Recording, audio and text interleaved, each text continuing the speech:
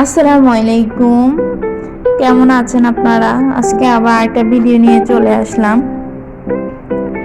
আজকে আমি ভাবলাম যে তালের পিঠা বানাবো, তো তারই একটি ভিডিও করি।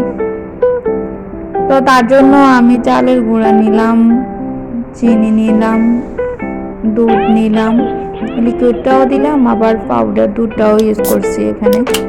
তো আমি এখানে তাল নিয়ে নিয়েছি, আর তাল আগেই জাল করা হয়েছে নারকেল আর দুধ চিনি দিয়ে।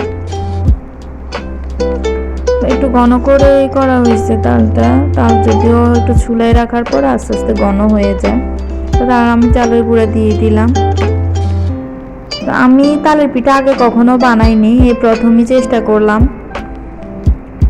তো আমার তালের পিঠাটা সফট হয়েছে, কিন্তু ওইভাবে ফুলে নাই, কারণ এই প্রথমই তো করলাম।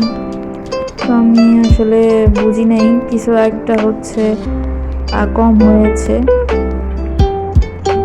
তো আমার প্রথম তৈরি করা তালের পিঠা, কিন্তু সেইভাবে আমি ভালোভাবে বানাইতে পারিনি।